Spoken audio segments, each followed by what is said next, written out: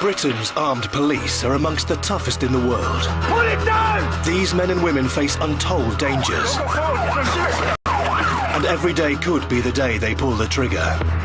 They rarely talk about the realities of the job or the pressures of taking a life. But now, we've brought them together for the first time to speak openly. I carried on shooting until I couldn't see them anymore. In this series, they break their covenant of silence. You acknowledge fear, you embrace fear. And reveal what it's really like to be an armed police officer. We don't get up in the morning thinking I'm going to go and shoot somebody. We get up in the morning wanting to come home and bath the kids. These officers come face to face with marauding attackers. It's the most dangerous thing that you're confronted with as an armed police officer. Lie in wait for organised criminal gangs. Crime is changing, it's evolving. And save the lives of innocent hostages. Sometimes you can't avoid using deadly force. That shot may have to be fired, and indeed that shot may be lethal.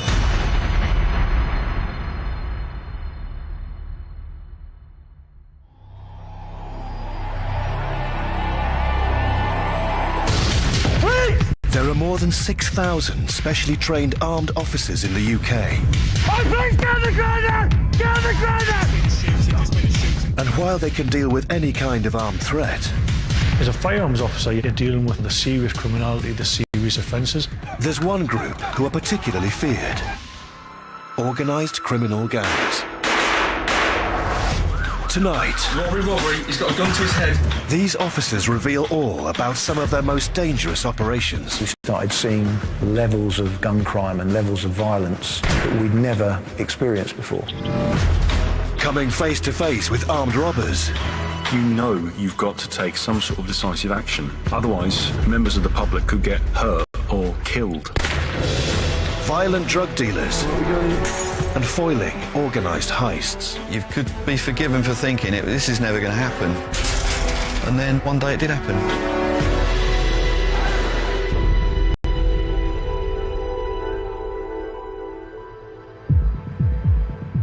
Criminals are constantly trying to find new ways to commit organised crime without being caught by law enforcement. There are a small number of people within this country who want to gain money from selling drugs, from dealing in firearms. The landscape in this country as to criminality has changed and the threat levels have changed. People are more dangerous today. There is more freer access to firearms and serious weapons. So police must continually update their tactics to stay ahead of the game. As drugs and armed criminality has increased over the years, we've had to match that threat. There we are! One place! We've had to adapt our tactics with more equipment, more protective equipment, and better weaponry and much better training. Criminals of today are reactive to how the police deal with them. That cat and mouse game, that will always be the case. The police learn from what the criminals themselves are looking to do and vice versa. And there's one thing all armed officers are prepared to do when facing organised gangs, and that is to use lethal force. They were a very professional gang of armed robbers. They were not adverse to firing weapons at members of the public. Robbery, he's got a gun to his head. You have 1,000,001 things going through your mind. But you know you've got to take some sort of decisive action.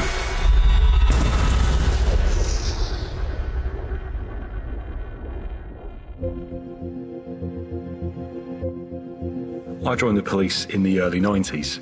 I genuinely thought I'd make a good cop. It all sounds very Marvel superheroes, but I wanted to protect the innocent and lock up the baddies. Frank was a specialist armed officer who witnessed multiple police shootings. Yeah, there's plenty of times I've been scared.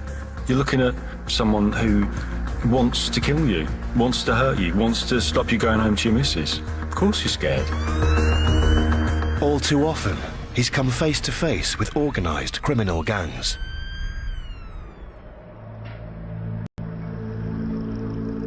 In the mid-2000s, multiple armed gangs were targeting cash-in-transit vehicles.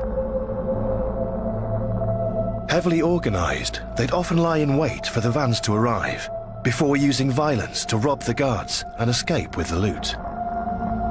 One of the gangs, led by Mark Nunes, had amassed over £500,000 from 21 different robberies by targeting smaller banks outside of major cities, where they knew the police response would be slower.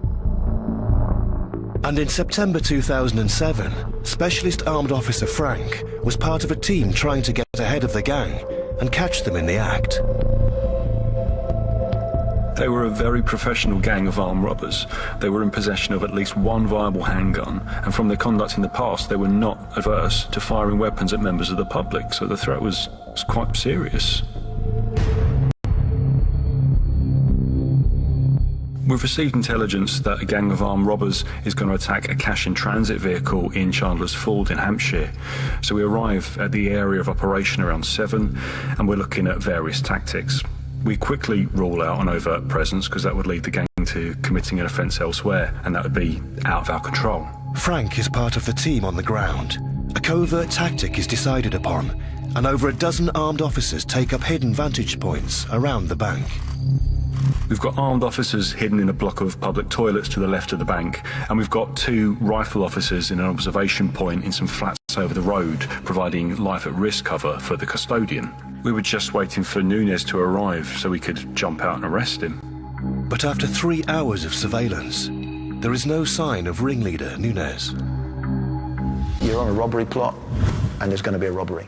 Well, you've been told that hundreds of times, and while you always believe that it could happen, and you're always prepared for it, only when you get some combat indicator, that's when you start to get the adrenaline spike, because now you realise that the intelligence that you've been given is starting to shape up.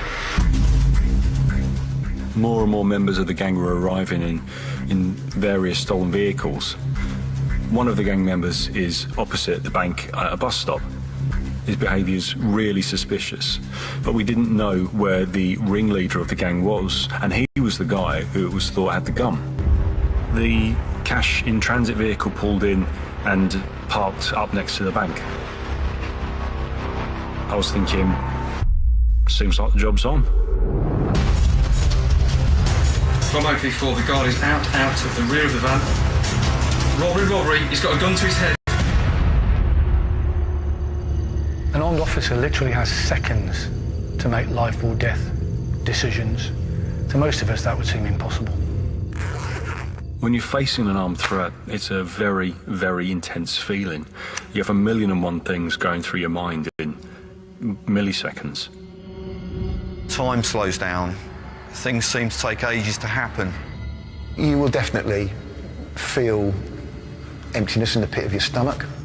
Certain senses become very, very heightened, and other senses tend to die off. You will lock on to what the threat is, and you may suffer the effects of tunnel vision. Sound sort of drifts away because you are 100% fixated on the threat. I've either opened fire myself or been present when other people have opened fire. Never heard a shot. You know you've got to take some sort of decisive action. Otherwise, members of the public could get hurt or killed.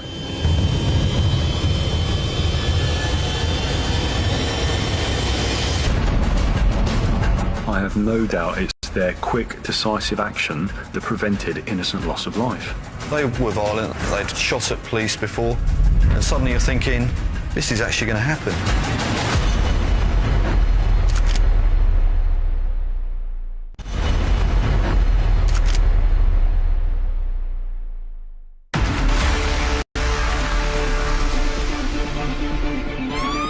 Whenever armed police are deployed on an operation, they know they're likely to face the most dangerous criminals and have to put their lives on the line.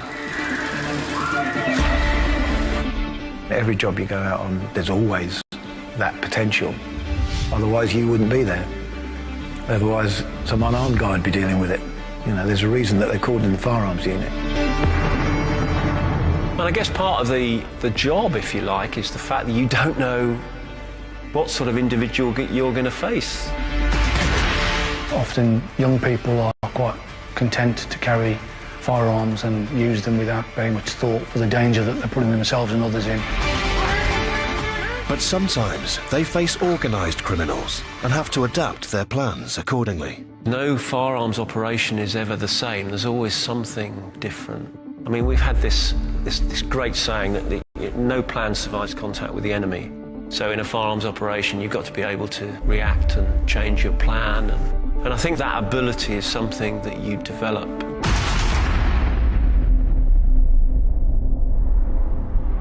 It's 2007, and officers are about to execute a plan to catch a gang of known armed robbers. 2 rifle officers are surveying the bank from a flat opposite, when suddenly the gang leader appears, brandishing a gun.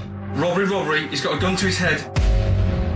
You know you've got to take some sort of decisive action.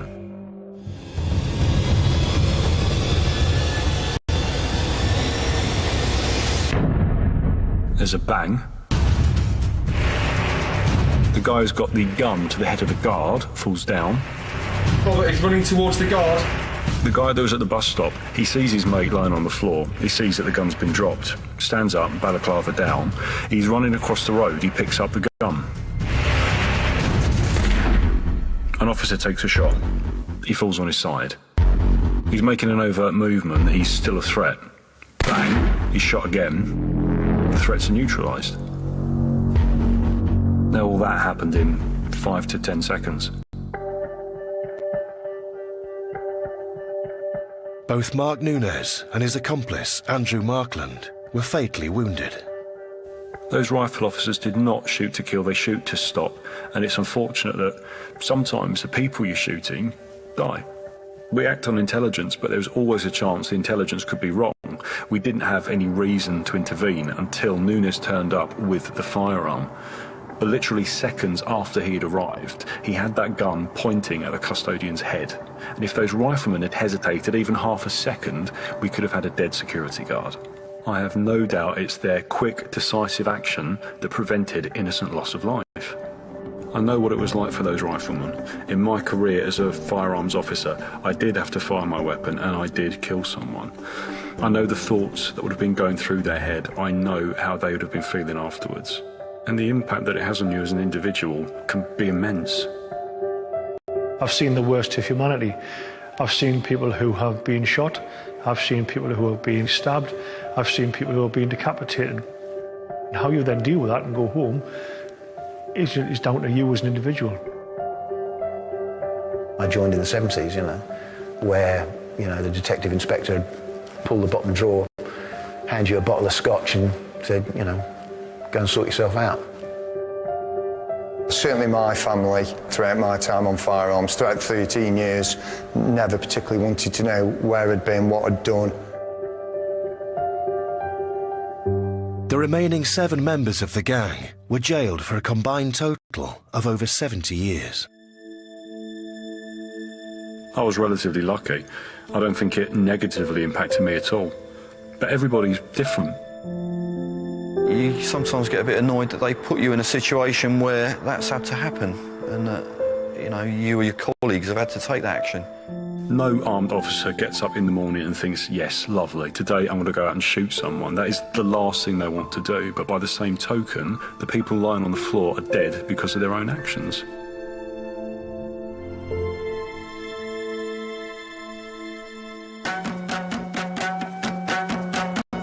When calls come into the police of violence and weapons, it's often the armed response officers who are sent to deal with it.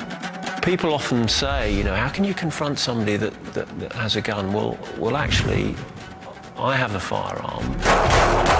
I've got the tactics, I've got the capability and the experience to deal with that sort of situation.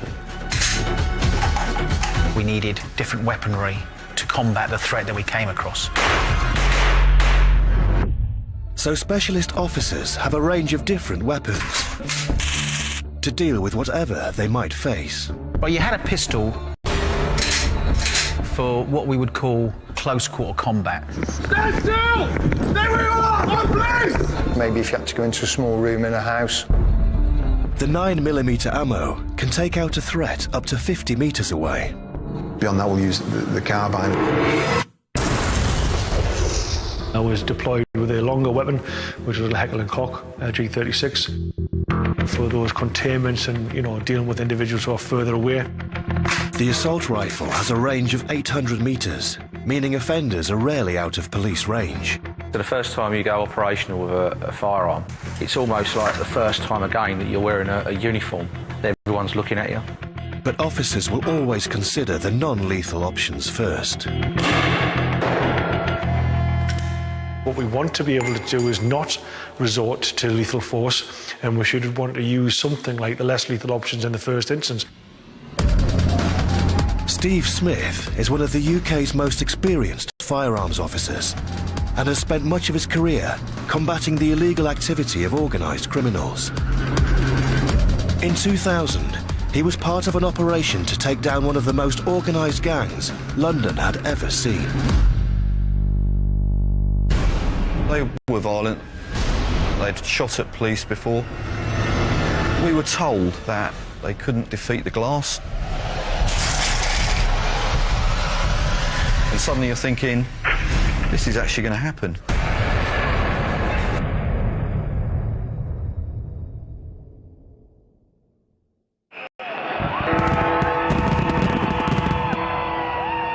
As the UK entered a new millennium, London was in the mood to party.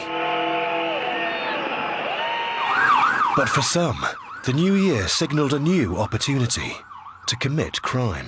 Armed and masked robbers used a van equipped with a steel spike to ram the Securicor van early today. An armed gang were wreaking havoc in the city with a series of highly organised heists. The robbers were a prolific gang, but they were violent. They'd shot at police before. They were resourceful, and they were well connected within the criminal underworld, and I think they'd netted millions of pounds. The gang even had a name, the River Rats, so called because they made their escape on the River Thames. Now, detectives believe that gang were preparing for their biggest raid yet, at the newly opened Millennium Dome. Inside, the Dome was playing host to a collection of valuable diamonds, including the Millennium Star. Valued at £350 million, it could be one last payday for the gang. You've got the Millennium Diamond collection in a purpose-built display, which is its own safe. And we were told that they couldn't defeat the glass, that should the collection be attacked, nothing could stop the door shutting, it would lock the diamonds in, and anyone that's in there would be trapped. Steve Smith was one of the specialist armed officers brought in to help catch the gang. As far as we were concerned, it was a very hard target for someone to actually try and steal. However, knowing the resourcefulness of the criminals that we're up against, it didn't surprise me that they had actually planned for it probably better than the people that had built the safe. But if the gang were going to get their hands on the diamond, they'd need to find a way to break through several layers of security, get into the money zone where the diamond was being held, and breach the high-tech glass that locked it in place. So for weeks they conducted a series of recce's, visiting the Dome multiple times, checking out the location and presumably the security. What they didn't know was that covert officers were watching them and learning more about the plot. We were worried and concerned that there might be a third party who worked in the Dome that might know the robbers. It's quite common for them to use inside agents. So we couldn't really let anyone know other than the real top managers that we were there. So cops built a secret bunker beneath the Dome where they could lay in wait in case the gang struck. We were deployed into our hide for several weeks. Got in there at 3 o'clock in the morning, and you generally would doze on a mat for a couple of hours waiting for the place to open. Intelligence suggested the gang had got their hands on a large JCB. We knew that they had stolen an earth mover, but we didn't know exactly how they were going to use it. And they'd bought a speedboat to aid their escape. The robbery would depend on the tides. was only going to be carried out when there was a high tide, when it was suitable for them to use their speedboat for their getaway. But while officers knew which days the tide would be high, they didn't know on which one the gang would choose to strike. We were deployed, I think it was 4 or 5 times, each time thinking it was going to happen the next day.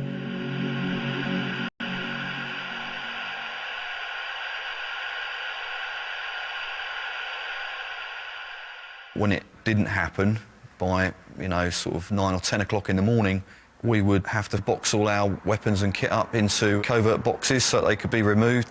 And we would filter out into the dome itself, make out that we were punters having a look round.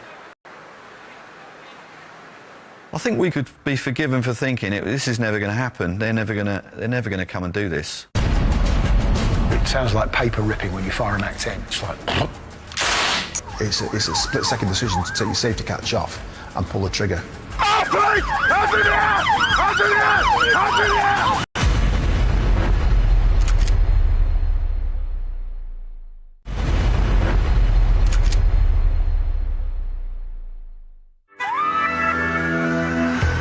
Armed officers go through weeks of training before they're allowed to carry weapons, and their abilities are continually tested.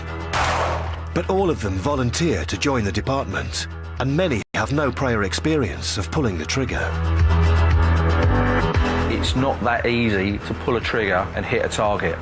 To be honest, when I began, I couldn't hit a cow's backside with a banjo. It's very easy to just point the gun and pull the trigger, but it's not as easy as it looks, and that's borne out by the amount of people that fail the firearms courses. People often say, and I've had this from family members, can't you shoot the gun out of their hand? Can't you shoot them in the leg? Can't you wound them? And that's because they're used to watching TV and movies where this sort of stuff goes on. And in real life, when you've got an armed threat, an armed baddie in front of you, the chances are they're not going to be standing still. It's not like when the SAS come through the window, and they abseil in and they land perfectly on 2 feet and shoot the terrorists between the eyes. The real world isn't like that, You try doing that, you get wrapped up in the curtain and, trip over your bootlaces or something, Just the real world is the real world. It's that old golden rule, if anything can go wrong, then it will do. I wasn't the fittest, I wasn't the fastest, and at the time I probably wasn't the best shot, but it just gave me that drive to get through that course and be an authorised firearms officer. Failure wasn't an option.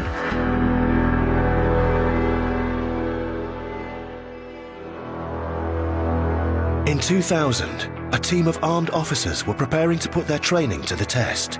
An organised gang had been plotting to steal a valuable diamond from inside a display at the Millennium Dome, but cops were onto them and were waiting inside.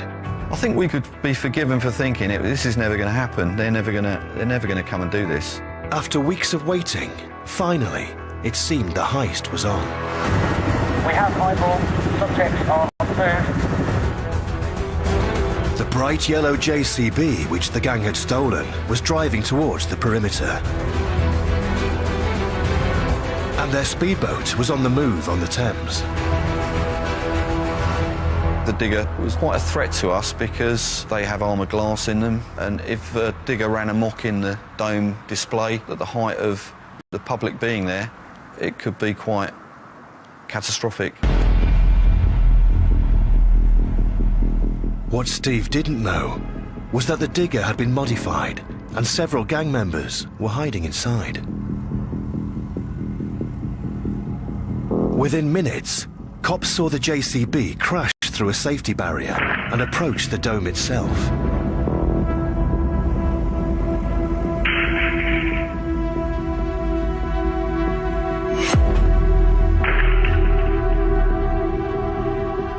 We got the traffic over the radio that they're actually on their way down, and suddenly you're thinking, this is actually going to happen. You start to check your kit, you start to prepare yourself. There's a whole number of emotions that run through your mind. You've got to take every operation you go on seriously. It could be the one that, you get shot on, couldn't it? Or that you end up having to shoot somebody. You're suppressing a bit of panic as to what's going to happen, and then you get the countdown. 10 seconds, 5 seconds, and then attack, attack, attack.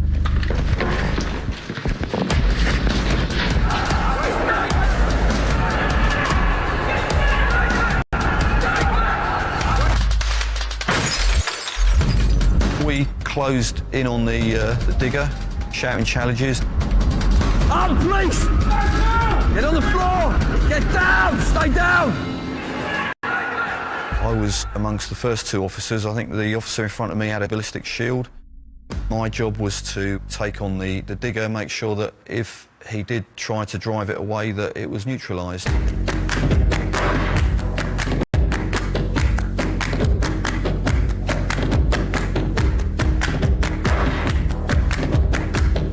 I saw the driver of the digger put his hands up in the air as if to say, yeah, I'm not going anywhere. Meanwhile, there's people being put on the ground. They were very shocked at seeing us there. It was a brilliant feeling. We'd actually caught them on the hop and we arrested them all.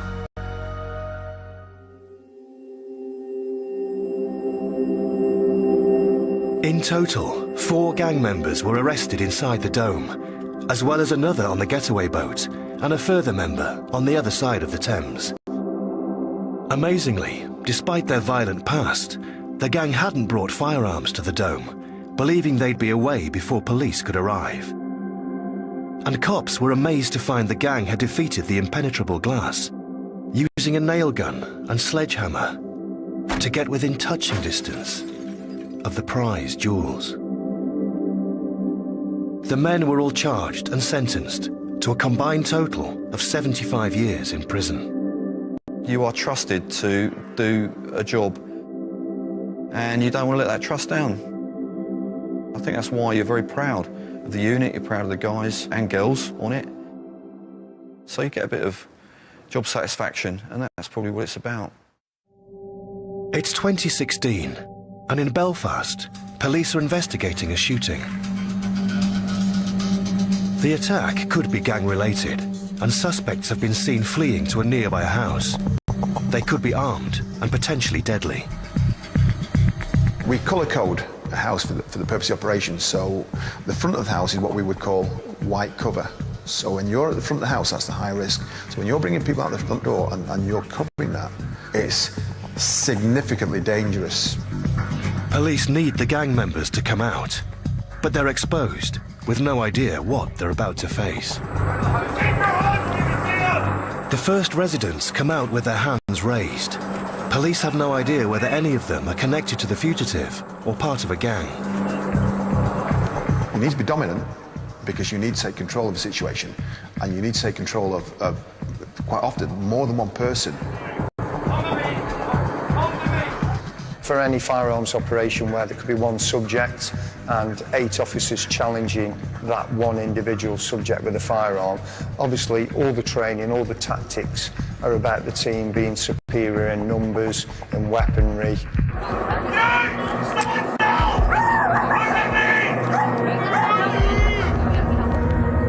Finally, as neighbours look on, the man police are hunting emerges from the property, but he isn't compliant.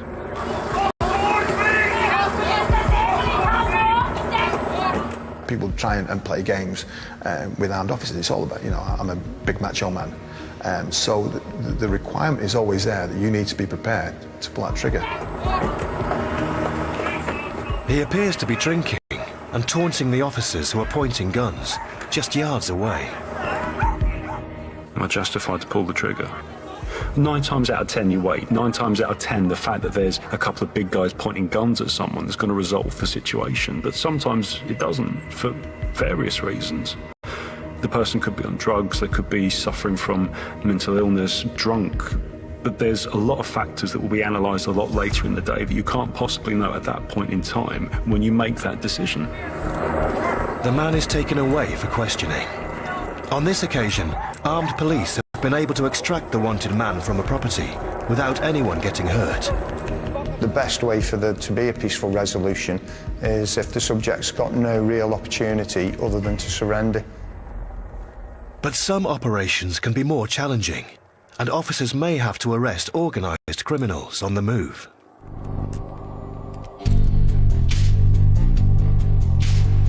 Tony Long is a former armed officer who knows more than most about the dangers of organised crime. By 2005, he'd already shot 4 people. Now he was about to embark on the final armed mission of his career. We were working for a fairly secretive unit within the flying squad called the Projects Team. And one of their responsibilities was contract killings involving organised crime groups. It's suitable, we're looking to do it at the roundabout if he stops. The guy in the back's looking around. I felt we were burnt, and my first instinct was that he'd picked a weapon up. I couldn't wait to see if he had a firearm in his hand.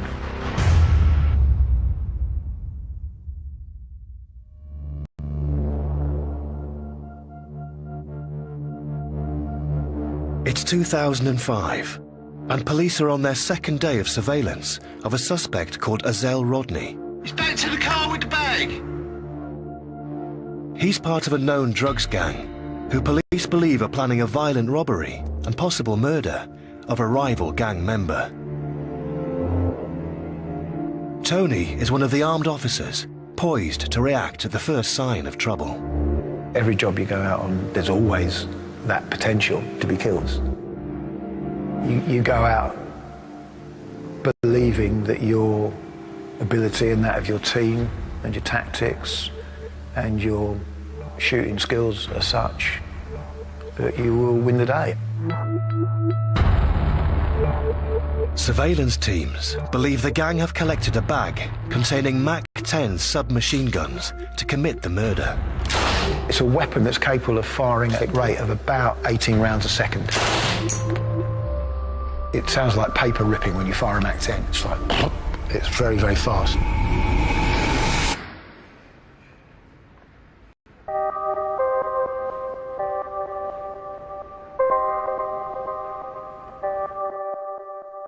At 7:08 p.m, the gang begin to make their way towards Edgware, the location of their planned attack.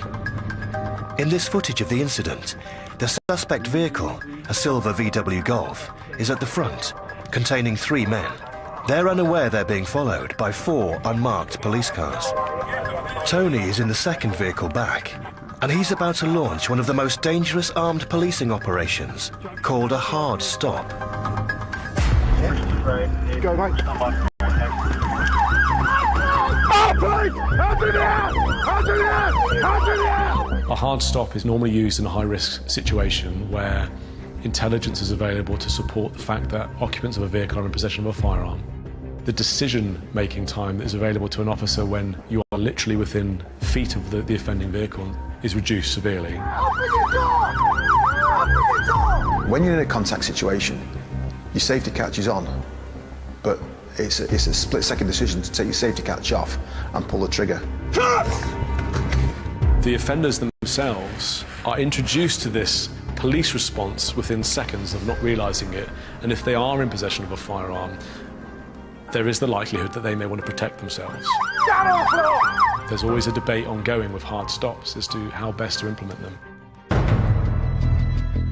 Now, Tony is preparing to use a hard stop to arrest the gang. I'm in what's known as the Bravo car. What should happen is that the Alpha car should do an overtake. The Bravo car comes alongside. The Charlie car comes up behind.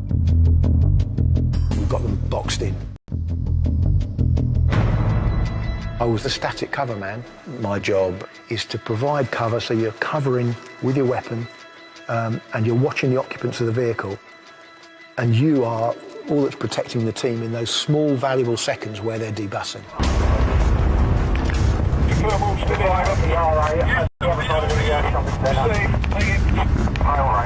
We are now about to conduct an intervention.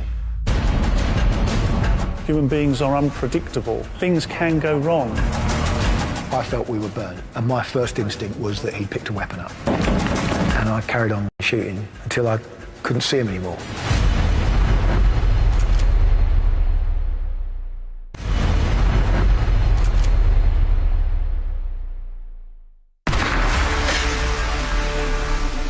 Every 30 minutes, somewhere in the UK, armed police are carrying out an operation. But when dealing with highly organised criminals, they can never be fully prepared for what they're going to face. Many operations are literally knife-edge operations because the criminals are very dangerous. So obviously you plan carefully so that when you execute the operation, you do it in a manner and at a time where the risk is minimised, but you can't always, and sometimes you're at the mercy of how a criminal will react in a particular set of circumstances. Things can go wrong. Human beings are unpredictable. It does make you think on your feet, and it does come down to fight or flight, but you have to deal with the situation. You're there as an armed officer. If someone's pointing a weapon, it's no good you running away with the rest of the members of the public. You're there to protect them. You're paid to put yourself in that position. But while the situations might be unpredictable, it can often be the element of surprise that helps officers get the upper hand. Most people, if they've got a gun in their hand and they're confronted by the police, particularly an armed robber, they don't want to die for a bag full of cash. They'll normally drop the gun like a hot potato. And in 2005, Tony Long was part of a convoy about to carry out a planned operation to intercept a car containing 3 men in the belief they were carrying automatic weapons. It sounds like paper ripping when you fire a MAC-10. It's like, it's very, very fast. We are now about to conduct an intervention.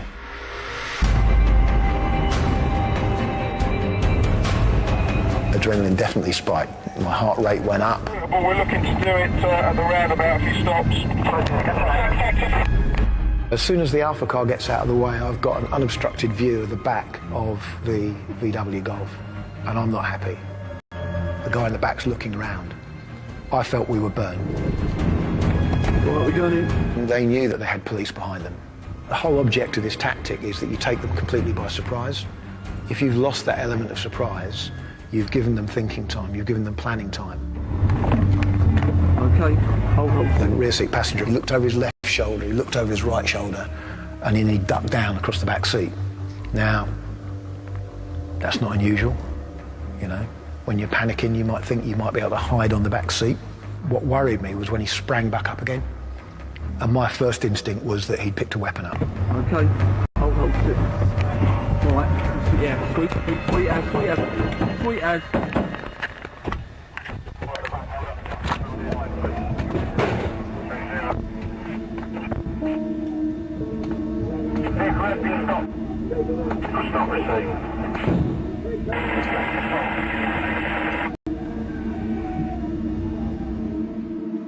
As soon as I fired, the rear quarter light frosted over.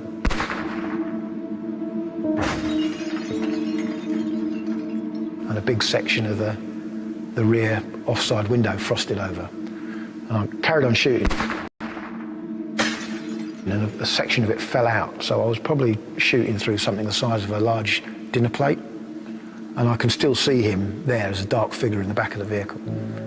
And I carried on shooting until I couldn't see him anymore.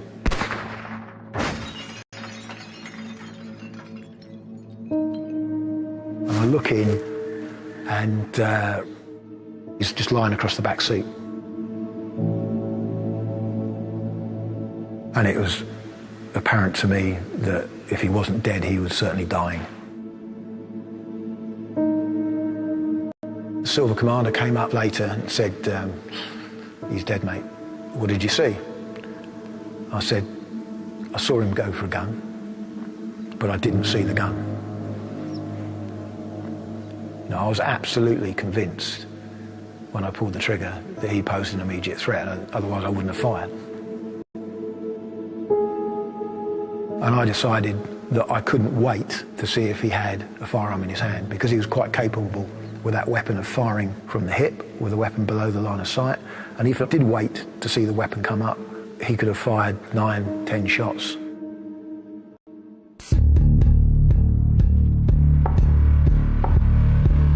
If you shoot somebody that's stabbing a little girl, you know, or if you shoot 3 men in balaclavas, all heavily armed, committing a robbery, then that's gold standard. You know, when you shoot someone in the back of a car based on their body language and the intelligence, but you haven't actually seen a gun, that is a leap of faith. There's all sorts going through your mind. Did he have a gun? Didn't he have a gun? Should I have given him longer before I opened fire? Then my mate Steve, he came up with another lad and went, "Well done, Tony, there's a gun on the back seat."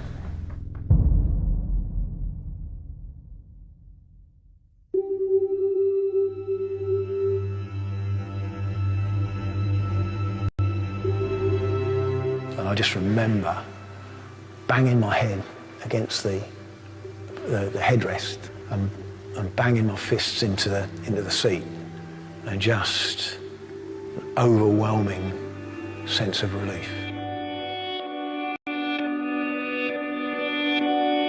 It comes to that moment where you're having to make a decision, and you know that based on your decision making, you could be ending the life of a human being. You might have to make a split-second decision based on something that only you see, that you then have to spend months and months defending in a court of law.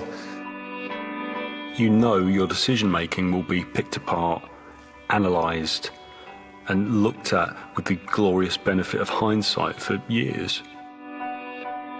I have to make that decision as to whether or not I choose to use lethal force or not. That's a personal decision to me. Nobody can tell me whether I should make that decision or not. It's my decision and my decision only. I think officers understand they will come under harsh scrutiny if they use a firearm, and they have to be held to account. You are the last line of defence between somebody who wants to kill you or somebody else. You're being relied upon to make that professional decision. And ultimately, you have to live by that decision forever. Questions still remained about Tony's actions.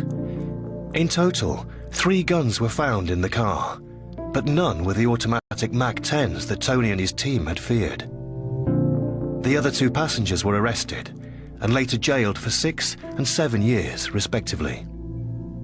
An independent police complaints commission found that Tony had acted lawfully in shooting Ezell Rodney, but an inquest decided there was a case to answer, and Tony Long was charged with murder. It would be almost a decade later when at the Old Bailey, a jury found him not guilty.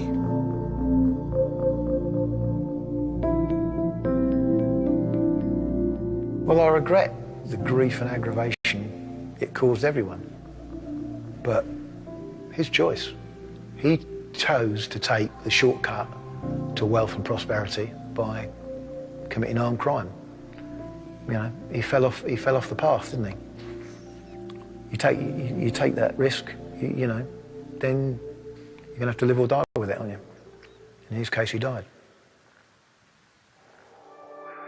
With no sign that criminals are about to give up their quest for a quick fortune, armed police officers will always be in demand to keep their efforts in check. And they're always likely to come face to face with the organised criminal gang. Gangs are ever present. You'll never rid this country of a mentality of wanting to belong to something, and that's what gangs are.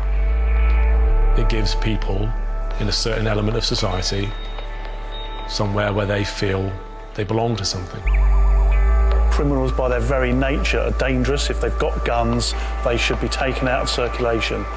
And to me, that's a very simple proposition. I think the need for armed officers in this country, without a doubt, is growing, and that it has to grow to meet the constant challenges when it comes to combating top-level criminality. I think it's just the future of policing in this country, more armed police, and that will be for the foreseeable future.